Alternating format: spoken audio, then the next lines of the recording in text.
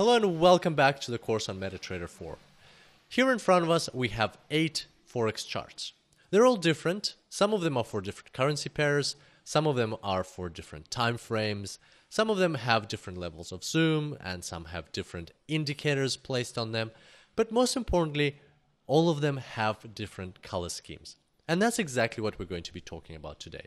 Today I will show you how to customize your chart to your preferences and to your liking, because ultimately you're going to be spending a lot of time in MetaTrader 4, and it is important for your experience, for your trading experience to be enjoyable and for you to want to be getting back to your platform.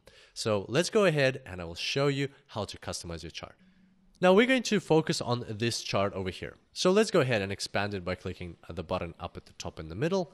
And in order to change the style of your chart, you need to right click and go into properties. Now here you have 2 tabs. You've got the colors tab and you've got the common tab. We're going to focus on the colors tab for now. Here you have 3 predefined schemes. You've got the yellow and black, which will basically change the green to a black. You've got the green and black, which we just saw, and you've got the black on white, which we've also worked with before. And what I'm going to do now is I'm going to set up a scheme that personally I find very nice to look at. I find it not distracting. I don't find it too aggressive. But at the same time, if that's not the scheme that you like, then feel free to set up your own colors as you think you'll prefer. And we're going to start off with the background. So the background, first of all, of course, you've got to take into account your own color preferences, but also I recommend taking into account things like what time of day you're going to be working with your charts most of the time. What is it? Is it dark in the room you're sitting in? Is it light in the room you're sitting in? Is there reflection coming off your chart? And so on. So things like that will basically make your chart visible and easy to work with in the time of day and in the environment that you're performing your MetaTrader 4 work in. So here you just need to click the drop down. You can select any color, and as you can see, this window adjusts for you and it shows you the preview. So I've got a personal preference over here. There's a color called Gainsborough, and if I select that, it's kind of like a light grayish. Then foreground is the text over here on the axes and basically all of the information on your chart. So sometimes black works fine, but if you select a dark background, then black won't work fine, and you might want to select a different color. So you can select like a blue, but in this case, blue doesn't work at all. You can select a red, a white, and so white is quite often used, like as you can see here right now, white is used on this chart. In this case, I'm going to leave it on black. Next, the grid. So the grid is that those lines in the background, and personally I like to switch them off, so it doesn't really matter what grid we select, but in this case, let's for instance select a snow color grid.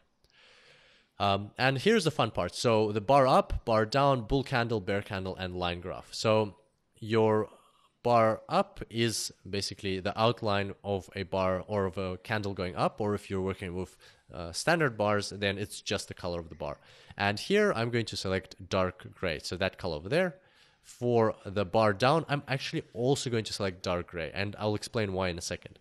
For the bull candle, I'm going to select dark gray. For the bear candle, I'm going to select the next color down, which is light salmon.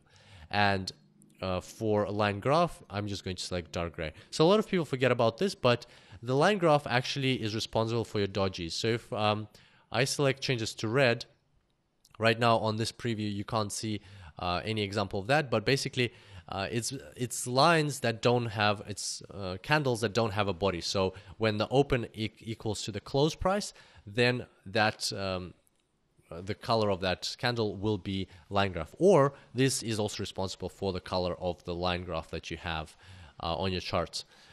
So this one we're also going to say dark gray, and the rest we're going to leave it as is. And if I click OK, now if I take off the grid and then I zoom in a bit, you'll see that it's at this level of zoom, it's actually quite a pleasant color mix.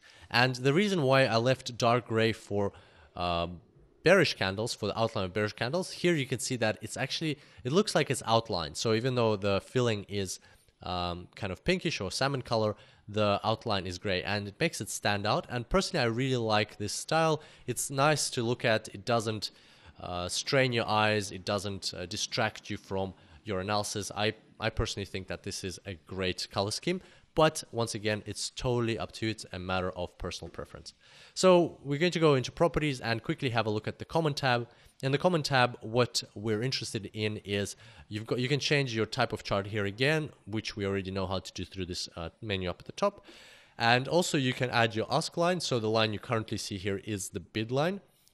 If you select show ask line, then it will add an ask line to your chart as well. Also, you can add the period separators if you want, and those are just the two other things that we're interested in. So let's click OK. So there you see the ask line has been added, and it is exactly the same value as you can see in this market watch window. And the period separators, they basically tell you when the day ends according to your server time and when the next day is going to begin. So as you can see, it kind of visually tells you how far away the end of the day is.